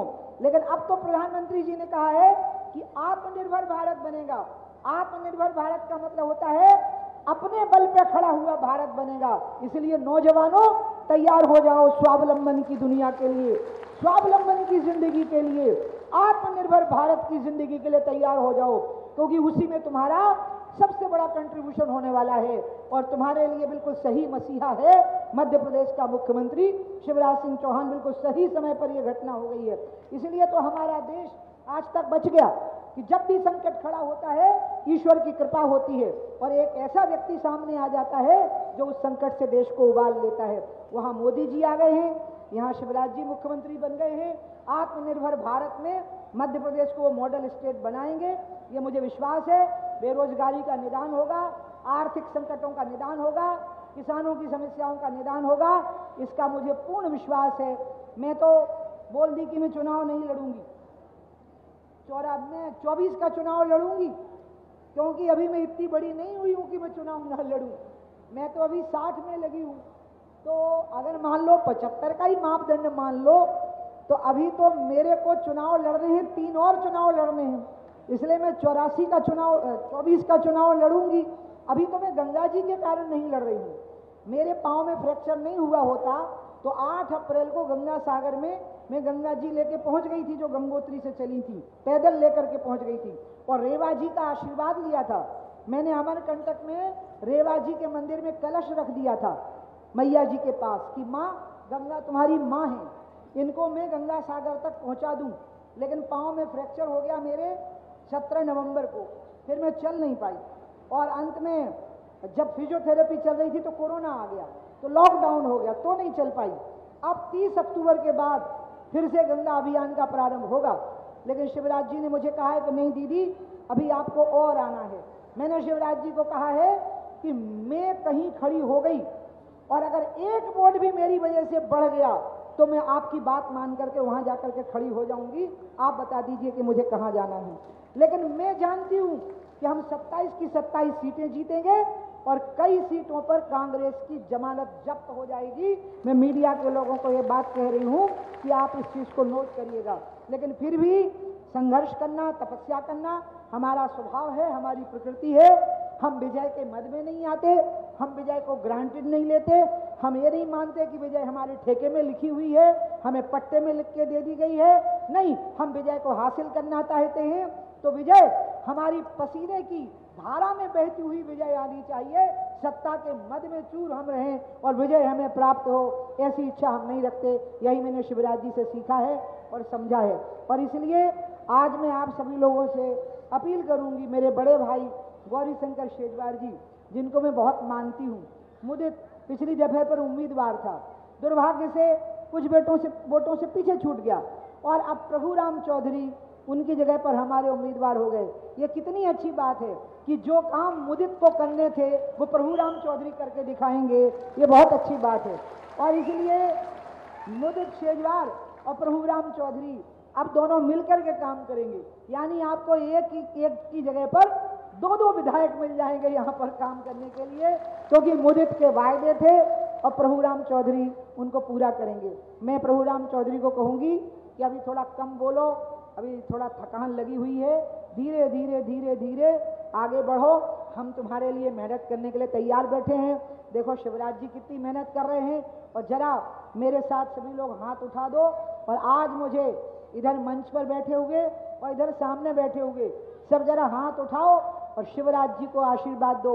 ये जो नए शिवराज का जन्म हुआ है, फिर से उनको भगवान ने सत्ता प्रदान की है, वो पूरी दुनिया के अंदर रिकॉर्ड बनाए। मध्य प्रदेश को आत्मनिर्भर भारत के मामले में मध्य प्रदेश का मॉडल बनाएंगे, ऐसा मॉडल बनाए कि लोग सीखने के लिए आए मध्य प्रदेश में कि आत्मनिर्भर भारत अगर बनाना है तो किसी राज्य को ऐसा बनना चाहिए जैसा कि मध्य प्रदेश बना हुआ है। इसी के लिए अब की बार शिवराज जी का नया जन्म हुआ है सत्ता के जगत में। और इसलिए जरा उठाइए मेरे साथ हाथ, बांधिए मुट्ठियां, दोनों हाथ उठाइए, एक से काम नहीं चलेगा, मुट्ठी बांधिए और आज मुझे आश्वस्त करिए कि मेरे आदरणीय भाई शिवराज सिंह जी चौहान और प्रभु राम चौधरी जी, इन दोनों को आपका आशीर्वाद रहेगा। बोलिए भारत माता की, भारत माता की, भारत माता की। अब मुझे पता नहीं है कि जय श्री राम बोल सकते हैं कि नहीं, एक बार बोल दूं जय श्री राम। अभी तो चुनाव की आचार संहिता नहीं लगी ना, अभी आचार संहिता नहीं लगी ना चुनाव की। बोलो जय जय श्री राम, जय जय श्री राम, जय जय श्री राम।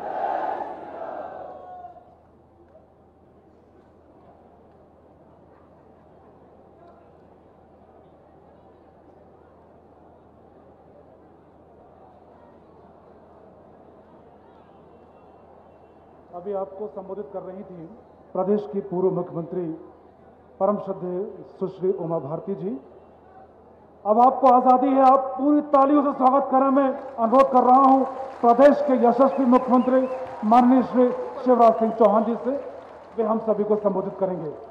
बोलिए भारत माता की, भारत माता की, रायसेन की जनता की, सभा में आई बहनों भाइयों की और मेरे भांजे और भांजियों की।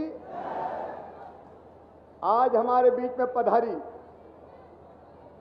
हम सबकी प्रेरणा, हम सबकी आदर्श मेरी छोटी बहन, वो दीदी भी हैं, मैं उन्हें दीदी भी कहता हूं, लेकिन सचमुच में मेरी मां का बचपन में स्वर्गवास हो गया था। जब मुझे मां का भी प्यार और आशीर्वाद प्राप्त करना होता है तो मैं अपनी दीदी उमा जी के पास जाता हूं। ऐसी हमारी दीदी साध्वी उमा भारती जी, दोनों हाथ ऊपर उठाकर ताली बजा के स्वागत कीजिए उमा भारती जी का, वंदन कीजिए, अभिनंदन कीजिए रायसेन की इस पवित्र धरती पर। हमारे वरिष्ठ नेता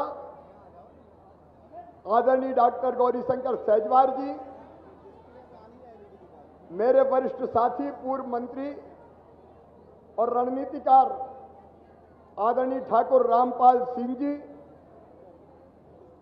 मेरी सरकार में स्वास्थ्य मंत्री, परिवार कल्याण मंत्री पीपीई किट पहन के कोरोना के वार्ड में जाते थे। मैंने मना भी किया था कि इतनी रिस्क मत उठाओ, लेकिन माने नहीं और कोरोना के पेशेंटों से मुलाकात करते रहे और मुलाकात करते करते खुद कोरोना के शिकार हो गए। लेकिन आज हमारे बीच में स्वस्थ होकर फिर से आए हैं ऐसे डॉक्टर प्रभुराम चौधरी जी, हमारे युवा नेता और साथी, मेरा तो भांजा ही है, मुदित सेजवार जी, भारतीय जनता पार्टी के जिलाध्यक्ष आदरणीय जयप्रकाश किरार जी, हमारे लोकप्रिय और यशस्वी सांसद आदरणीय रमाकांत भार्गव जी, हमारे पूर्व विधायकगण आदरणीय भगवत सिंह जी, भाई शिवाजी पटेल जी, आदरणीय हरिनारायण सक्सेना जी, नरेंद्र सिंह जी, मंडल अध्यक्षगण। समय बहुत हो गया इसलिए ज्यादा विस्तार में नहीं जा रहा। मंचासीन बैठे हुए भारतीय जनता पार्टी के सभी आदरणीय पदाधिकारीगण, वरिष्ठ नेतागण और भारी बारिश के बावजूद भी देर रात तक इस सभा में जमे हुए मेरे बहनों, मेरे भाइयों और बेटे बेटियों, दोनों हाथ जोड़ के आप सबको नमस्कार करता हूं, आप सबको प्रणाम करता हूं। आज दीदी बता रही थी हम बड़ी मुश्किल से आए हैं, क्योंकि बड़ा मलहरा के पास हमारी सभा थी लधेरा में, बीच में बादल हो गए, पता चला रायसेन में बारिश शुरू हो गई। हमने पायलट से कहा कि भोपाल में उतार दो, वहां से उतर कर रायसेन आ जाएंगे। पायलट ने कहा कि भोपाल में भी बारिश हो रही है, वहां भी उतर नहीं सकते। दीदी भी सोच में थी और मैं भी सोच में था कि रायसेन पहुंचे तो कैसे पहुंचे। एक बार हेलीकॉप्टर स्टार्ट हुआ, फिर बंद हो गया, फिर हम दोनों ने पायलट से कहा कि आज चाहे कुछ भी हो जाए, रायसेन तो हमको पहुंचना है सभा को संबोधित करते हुए। और इसलिए आज बड़ी रिस्क उठा के नीचे हेलीकॉप्टर उड़ाते हुए दीदी पायलट से बात करती रही और मैं आंख बंद किए रहा और कहता रहा भगवान पहुंचा दो, भगवान पहुंचा दो। और नीचे उड़ाते उड़ाते रात होते होते आज हम पहुंचे और पायलट ने कहा कि पहली बार जिंदगी में इतना खतरनाक रास्ता हमने पार किया है कि ऐसी बारिश के बीच हम रायसेन आ गए हैं। जहाँ चाह होती है वह राह को निकलना पड़ता है। आपके दर्शन करने और डॉक्टर प्रभुराम चौधरी को जिताने की अपील करने हमको आना ही था आपके पास। और ये कठिनाइयों के बावजूद आज आपके बीच पहुंचे। मेरी दीदी बता रही थी, मैं सच कहता हूं, मैंने भी सपने में नहीं सोचा था और न कभी कल्पना की थी, न कभी कोई कोशिश की थी कि फिर से चौथी बार मुख्यमंत्री बनना है। जब चुनाव परिणाम आए, वोट हमें ज्यादा मिले, थोड़ी सीटें कम रह गई, तो हमने तो झोला उठाया और निकल पड़े कि भैया जब गड़बड़ होगी वहाँ लड़ाई लड़ेंगे, अपन को अब सरकार नहीं बनानी। उस समय भी जोड़ तोड़ हो सकती थी, लेकिन हमने जोड़ तोड़ की सरकार बनाने से इनकार कर दिया। एक नई सरकार बनी। उम्मीद ये थी कि ये सरकार गरीबों के लिए काम करेगी, किसानों के लिए काम करेगी, आम जनता के लिए काम करेगी, विकास के लिए काम करेगी। लेकिन ये डॉक्टर प्रभुराम चौधरी उदाहरण है। ये मंत्री होते हुए भी कमलनाथ के पास जा जाके थक गए। मैं कह रहा हूं कि जितनी योजनाएं डॉक्टर सहजवार जी और उनके हमारे कार्यकर्ताओं के कहने पे हमने स्वीकृत की थी, कमलनाथ जी ने उन सबको निरस्त कर दिया, ठंडे बस्ते में पटक दिया।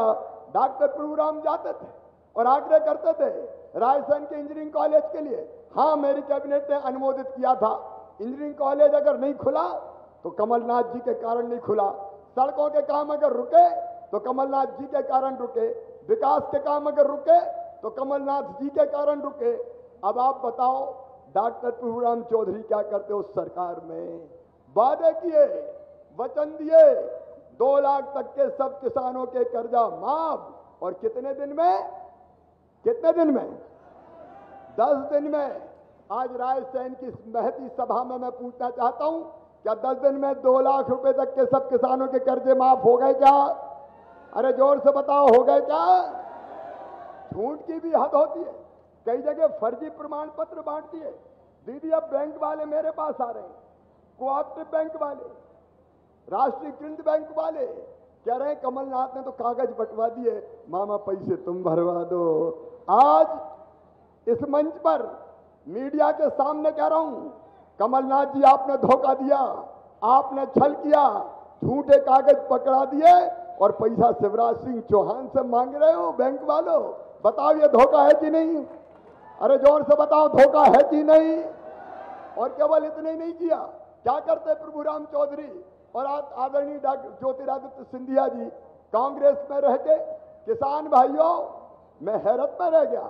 जब मैं मुख्यमंत्री बना तो 2200 करोड़ रुपया फसल बीमा योजना के जो बैंकों में जमा करने थे ताकि किसान को फसल बीमा योजना का लाभ मिले, वो कमलनाथ जी खा गए, बैंकों में जमा ही नहीं किए। मैंने आके जमा किए और 3100 करोड़ रुपया किसानों को मिले। और आज सुन लो रायसेन के किसान भाइयों, 18 तारीख को दिन के 12 बजे पिछले साल की फसल बीमा योजना कमलनाथ जी जिसका खा गए थे, 4600 करोड़ रुपया 20 लाख किसानों के खाते में डलवाऊंगा। ये किसानों के पैसे खा गए। अरे 0% ब्याज पे हम कर्जा देते थे, उसके पैसे बैंक में नहीं दिए, 800 करोड़ रुपया उसके भी जमा कर रहा हूं। और किसान भाइयों चिंता मत करना रे, मैं मुख्यमंत्री नहीं था, फसल खराब होती थी, वर्षा होती थी, बाढ़ आती थी, बरसात होती थी। मैंने कई बार कहा कमलनाथ जी से कि फलानी जगह फसल खराब हो गई। डॉक्टर सहजवार जी बता रहे थे, मुदित यहाँ बैठे, हम लोग निकले थे गांव-गांव में खराब फसलें देखते हुए। मैं कहता था कमलनाथ जी एक आध बार जनता के बीच तो निकल जाओ, खराब फसलें देखे आओ। बोले हम नहीं जाते, हम तो बंगले में बैठे बैठे देख लेते हैं। अरे मैंने कहा जब तक नहीं जाओगे तब तक पता कैसे चलेगा? बोले हमें तो यही से पता चल जाता है, हमें नहीं जाना। तो मैंने कहा तेरी प्यारी प्यारी सूरत को किसी की नजर ना लगे, अरे कभी तो निकल जाओ। लेकिन वो कहते थे पर्दे में रहने दो, कभी निकल के ही नहीं आए। और आज जब डॉक्टर प्रभुराम चौधरी अस्पताल में भर्ती थे, मन में दर्द और तकलीफ थी कि मेरे यहाँ बेतवा नदी की बाढ़ में पूरी फसलें नष्ट हो गई है, मकान गिर गए, गैरतगंज में भी फसलें खराब हो गई है। तो मैंने कहा डॉक्टर प्रभुराम तुम आराम करो, मुख्यमंत्री शिवराज सिंह चौहान देख के आएगा नुकसान कितना हुआ है। और मैं केवल यही नहीं गया, रायसेन हो, सीहोर हो, होशंगाबाद हो, देवास हो, हरदा हो, जहां जहां फसलें खराब हुई, चिंता मत करना रे मेरे बहनों और भाइयों, अब कमलनाथ नहीं है, अब शिवराज सिंह चौहान मुख्यमंत्री है, भारतीय जनता पार्टी की सरकार है। सर्वे पूरा हो गया है, बचाओ तो और कर लें, कलेक्टर का है, सर्वे करो जिनके घर गिर गए, 1 लाख रुपया झोपड़ी और कच्चे मकान, 1 लाख रुपया सीधे आरबीसी 6-4 से, उसके बाद 20,000 रुपया मनरेगा से, 12,000 शौचालय के, सब देके उनके मकान फिर से बनवाए जाएंगे। कोई बिना मकान के नहीं रहेगा। जिनकी फसलें खराब हुई है उनको राहत की राशि दी जाएगी, और दुर्भाग्यपूर्ण मृत्यु अगर हो गई है तो 4 लाख रुपया परिवार के जो सदस्य बचे हैं प्रति व्यक्ति उनको दिया जाएगा। अब भारतीय जनता पार्टी की सरकार है मेरे बहनों और भाइयों। क्यों कमलनाथ की सरकार गिराई? मेरी दीदी यहाँ बैठी है, दीदी उमा भारती जी, जब ये साथ होती है तो मेरी ताकत और कई गुना ज्यादा बढ़ जाती है।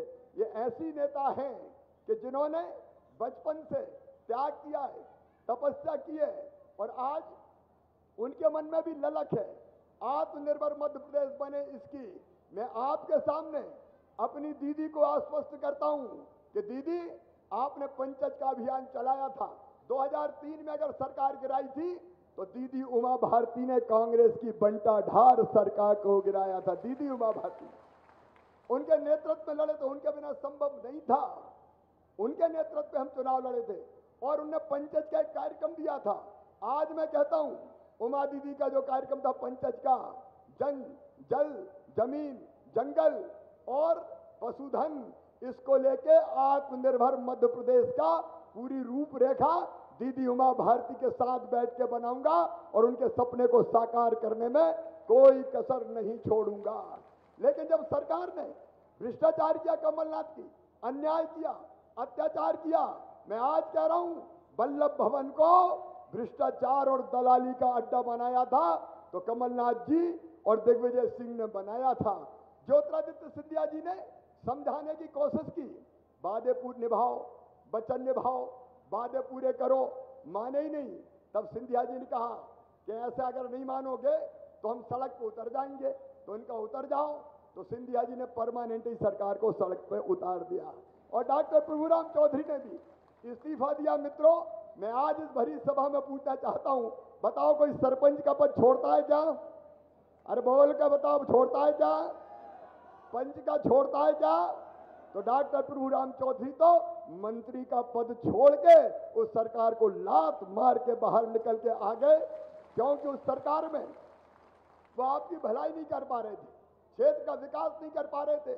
और देखो वो सरकार कैसी थी, एक एक योजना बंद कर दी। मेरे गरीब बहनों और भाइयों, हमने फैसला किया उस समय, डॉक्टर सहजवार जी बैठे, कई जगह हम लोग जाते थे, रामपाल जी मेरे बैठे, लोग आवेदन देते थे, हमें राशन नहीं मिलता, राशन की सूची में नाम जुड़वा दो। उस समय हमने योजना बनाई कि जिनको नहीं मिलता उनको भी हम राशन देंगे। कांग्रेस ने ठंडे बस्ते में डाल दी। लेकिन 16 तारीख के दिन अब ये भाजपा की सरकार आई है। सुनो रायसेन जिले के गरीबों, कलेक्टर कहां है, इधर आ जाएं। कितने गरीबों के नाम जोड़ रहे हो? कल कितने गरीबों को नया राशन दोगे? 76,000 गरीबों को कल से 1 रुपया किलो गेहूं और नमक देना शुरू कर दिया जाएगा। मेरे गरीब बहनों और भाइयों, भारतीय जनता पार्टी की सरकार है, गरीबों को राहत देने में कोई कसर नहीं छोड़ेंगे। गरीब की थाली रहे कभी ना खाली, भरपूर राशन सबको देंगे। राम की चिड़ैया राम कोई खेत, खावरी चिड़ैया भर भर पेट। ये भारतीय जनता पार्टी की सरकार है। और 5 किलो नहीं मिलेगा, नवंबर तक प्रति सदस्य 10 किलो मिलेगा। मतलब 5 का परिवार है तो आधा क्विंटल सीधा ले जाओ रे भैया हो। फिर से भारतीय जनता पार्टी की सरकार आ गई। कांग्रेस ये पैसा खा गई थी, क्यों ऐसी सरकार रहनी चाहिए थी? मैंने संबल योजना बनाई मेरे बहनों और भाइयों, मेरी बहनें यहाँ बैठी है, हमने योजना बनाई थी कि अगर गरीब बहन बेटा बेटी को जन्म देगी तो जन्म देने के पहले 4,000 और जन्म देने के बाद 12,000 रुपया देंगे, 16,000। अरे कमलनाथ दिग्विजय सिंह जी, कुछ तो श्रम करते रहे। इन बहनों ने क्या बिगाड़ा था? मेरी बहनों के लड्डू के 16,000 भी खा गए, वो योजना भी बंद कर दी। मेरे भांजे भांजियों जो अच्छे नंबर लाते थे उनको मेडिकल कॉलेज और इंजीनियरिंग कॉलेज की फीस ये मामा भरवाता था। मेरे भांजों ने क्या बिगाड़ा था? कमलनाथ जी, दिग्विजय सिंह जी, मेरे बच्चों की फीस खा गई है। हम बेटियों की शादी करवाते थे, 25,000 देते थे, कमलनाथ अकड़े हम 51,000 देंगे। बहुत सी शादियां हो गई, फेरे पड़ गए, टोली उठ गई, बिटिया ससुराल पहुंच गई और भांजे भांजी भी आ गए, लेकिन कमलनाथ तेरे 51,000 नहीं आए रे। बोलो ये धोखा था कि नहीं था? अरे जोर से बताओ, धोखा था कि नहीं था? और एक्सीडेंट में मौत पे हम 4 लाख देते थे, सामान्य मृत्यु पे हम 2 लाख देते थे, और अंतिम संस्कार के कफन के और अंतिम संस्कार के इंतजाम के लिए 5,000 देते थे। कमलनाथ तुम तो गरीबों का कफन भी खा गए रे, वो 5,000 भी खा लिए। काय के लिए कांग्रेस की सरकार रहनी चाहिए? तीर्थ दर्शन योजना बंद कर दी। बुजुर्गों ने क्या बिगाड़ा था कमलनाथ? कोई बद्रीनाथ जाता था रे, कोई जगन्नाथपुरी जाता था, तुमने तीर्थ दर्शन योजना बंद करवा दी, सारी योजनाएं बंद कर दी। अब चिंता मत करना, संबल योजना फिर से चालू की जा रही है। प्रधानमंत्री नरेंद्र मोदी जी का जन्मदिन है 17 तारीख को, कल से ही हम कार्यक्रम आरंभ कर रहे हैं। 16 तारीख को गरीबों को राशन, 17 तारीख को आंगनबाड़ियों में बच्चों को दूध, 18 तारीख को किसानों में के खाते में पैसा, 19 तारीख को वनाधिकार के पट्टे, 20 तारीख को संबल योजना का लाभ रोज हम देंगे। अब कमलनाथ मुझे पूछते हैं कि तुम्हारे पास पैसा कहां से आ रहा है? जब प्रभुराम जाते थे और कहते थे बैठे रहो, खड़े मत हो, जब कहते थे तो कमलनाथ कहते थे चलो चलो चलो चलो, पैसा ही नहीं है, पैसा ही नहीं है, चलो चलो चलो चलो। तो नहीं कह दिया चलो चलो चलो चलो चलो चलो, ये भी चल के यहाँ आ गए। एक एक करके सब योजना बंद कर दी। मैं घंटों आपको सुना सकता हूँ। इंजीनियरिंग कॉलेज डॉक्टर सहजवार जी के कहने पे हमने शुरू किया था, वो इंजीनियरिंग कॉलेज से लेके सारे विकास के काम रोक दिए। लेकिन आज ना तो डॉक्टर सहजवार जी चिंता करें और ना डॉक्टर प्रभुराम जी आपको चिंता करने की जरूरत है। अब भारतीय जनता पार्टी की सरकार है, दीदी उमा भारती का आशीर्वाद आपको प्राप्त है, नरेंद्र मोदी हमारे नेता हैं। ये जितने भी काम इन्होंने जो हमारे स्थगित किए हैं, वो सारे के सारे काम हम फिर से प्रारंभ करने जा रहे हैं। हमने जो डॉक्टर प्रभुराम जी ने यहाँ जो बातें बताई है, मैं उनको दोहराना नहीं चाहता, लेकिन आपने कहा है 1.5 करोड़ रुपए देगांव की स्कूल को मॉडल स्कूल की तर्ज पर विकसित करने के लिए दे देंगे। प्रभुराम हम कोई कमलनाथ थोड़ी है रे। आपने गैरतगंज मुख्यालय पर स्टेडियम निर्माण की बात कही है, गैरतगंज मुख्यालय पर स्टेडियम का निर्माण भी कराया जाएगा। गैरतगंज में ITI की बात कही है, ITI भी शुरू की जाएगी। और डॉक्टर सहजवार जी के कहने पर हमने रायसेन में इंजीनियरिंग कॉलेज का फैसला किया था, वो इंजीनियरिंग कॉलेज भी बनाया जाएगा रायसेन में। रायसेन को वंचित नहीं रखेंगे। पशु चिकित्सा प्रशिक्षण के लिए डिप्लोमा कोर्स प्रारंभ करेंगे। आपने सामुदायिक स्वास्थ्य केंद्र को गैरतगंज में सिविल अस्पताल की बात कही है, अब तो तुम ही स्वास्थ्य मंत्री हो, अनुमति दे देंगे, खोल दो, कौन मना कर रहा है, चिंता की बात नहीं है। साचेत में और बाकी स्थानों पर भी आपने जो बाकी बातें कही है, कोई चिंता मत करो। ये बात सही है कि कोरोना काल में धन का अभाव है, लेकिन कहीं से लाना पड़े, हम कमलनाथ की तरह रोएंगे नहीं, पैसा ही नहीं है, पैसा ही नहीं है, पैसा ही नहीं है, हम तो इंतजाम करेंगे। और रायसेन जो दीदी के दिल में भी बसता है और मेरे दिल में भी बसता है, या गांव-गांव पैदल घुमाऊं मेरे बहनों और भाइयों, आपसे भावनात्मक रिश्ते हैं, आपसे परिवार का लगाव है, और इसलिए रायसेन के विकास में कोई कसर नहीं रहने देंगे, कोई कभी नहीं रहने देंगे। और मुदित बेटा चिंता मत करना, तुम्हारे आगे की राह मामा शिवराज सिंह चौहान तय करेगा, चिंता करने की कोई जरूरत नहीं है। मिलके आगे बढ़ेंगे, मिलके आगे बढ़ेंगे, मिलके काम करेंगे। आप सबसे मेरा आग्रह और अपील है, बताओ मेरी सरकार रहनी चाहिए कि नहीं रहनी चाहिए? सब बताओ जोर से, रहनी चाहिए कि नहीं रहनी चाहिए? शिवराज को मुख्यमंत्री बने रहने देना है तो उसकी शर्त है डॉक्टर प्रभुराम को भारी बहुमत से चुनाव जिताना। बोलिए सब जिताएंगे, इधर वाले भी जिताएंगे, कमल के फूल की बटन दबाएंगे, दीदी का सम्मान रखेंगे, मोदी जी के हाथ मजबूत करेंगे। तो आओ आज रायसेन के इस विशाल मैदान में दीदी के सामने हम संकल्प लें कि हम भारी बहुमत से, रिकॉर्ड तोड़ बहुमत से यहां भारतीय जनता पार्टी और प्रभुराम चौधरी को जिताएंगे। सब तैयार हैं तो उठाइए दोनों हाथ, पीछे तक दाएं बाएं बांधिए दोनों मुट्ठी और मेरे साथ बोलिए, भारत माता की, भारत माता की, भारत माता की।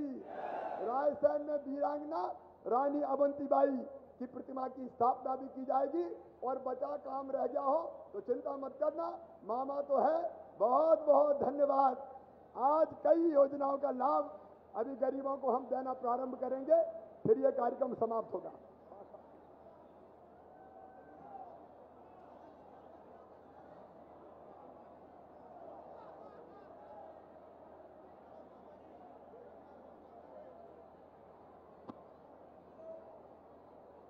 अब माननीय मुख्यमंत्री महोदय इस मंच से हितग्राहियों को उनके हित लाभों का वितरण करेंगे।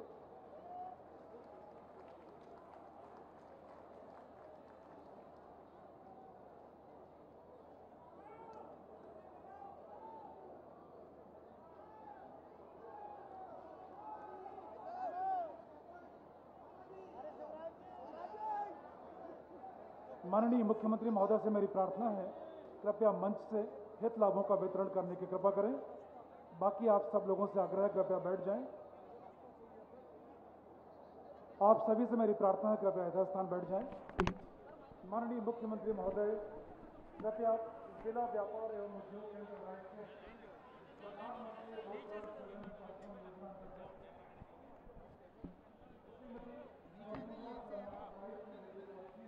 केबल निकाल के जल्दी से। सैंकड़ों कार्य हेतु 8 लाख रुपए इस लाभ का वितरण करें।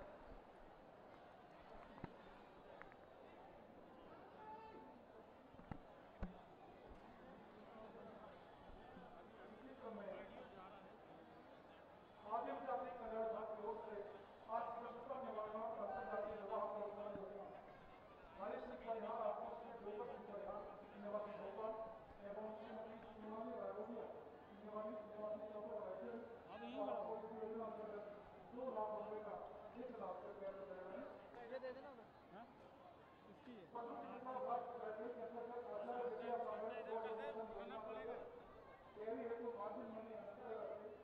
श्री हेमंत विश्वकर्मा और श्री राकेश मार्गी को 1,50,000 रुपए और 1,50,000 रुपए का हित लाभ प्रदान करने के लिए राहुल सिंह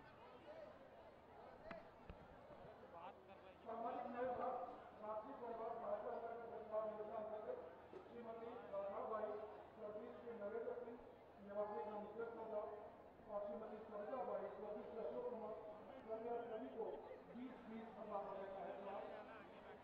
मत्स्य विभाग के अंतर्गत मत्स्य पालन क्रेडिट कार्ड योजना अंतर्गत रामकृष्ण आत्मश्री और श्री मोहन किशोर मोदी आत्मश्री काशीराम सभी को 102 लाख रुपए और 1 लाख रुपए क्रमशः हित लाभ प्रदान करने की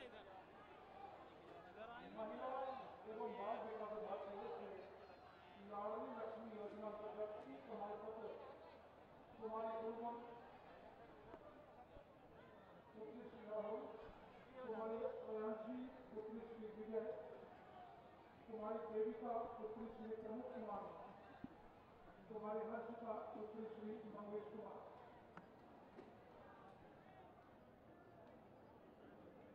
लाडली लक्ष्मी योजना अंतर्गत प्रमाण पत्र का वितरण कुमारी गुनगुन, कुमारी अयांशी, कुमारी देविका और कुमारी हर्षिता सभी को 1,18,000 रुपए का प्रमाण पत्र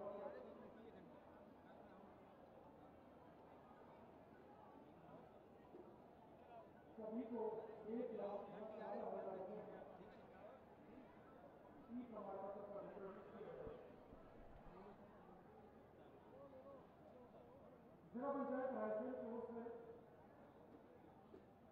एसएससी बैंक लिंकेज के अंतर्गत महालक्ष्मी समूह निवासी ग्राम भटिया को अक्षरसारी और नारी शक्ति समूह निवासी खामखड़ा मेडकी दोनों को रुपया 3 लाख रुपए का आर्थिक लाभ प्रदान करें। मुख्यमंत्री जल कल्याण संबल योजना अंतर्गत अनुग्रह राशि इंद्र कुमारी पुत्री स्वर्गीय कैलाश निवासी ग्राम माधनी और ललिता बाई स्वर्गीय पवन सिंह निवासी प्रभुखा दोनों को 4-4 लाख रुपए का प्रदान करने की शपथ ली।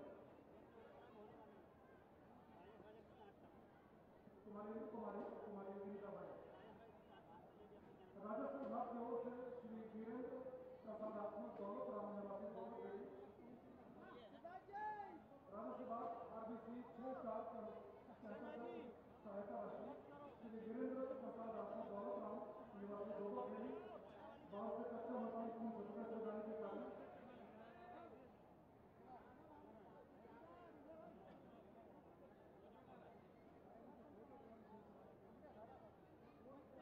मूलचंद आत्मा श्री नंदूलाल निवासी बागोर ग्राम बाहर से कच्चा मकान रह जाने के कारण दोनों को 1,01,000 रुपए की सहायता राशि।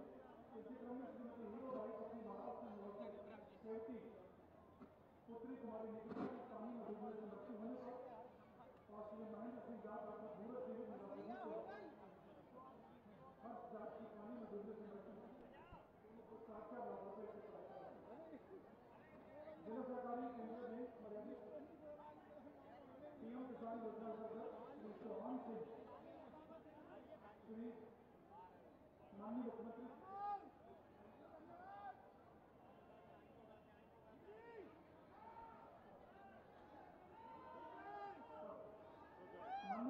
जी ट्राईसाइकिल योजना अंतर्गत ठाकुर प्रसाद सिंह और साबिर अली को ट्राईसाइकिल का वितरण कर रहे हैं।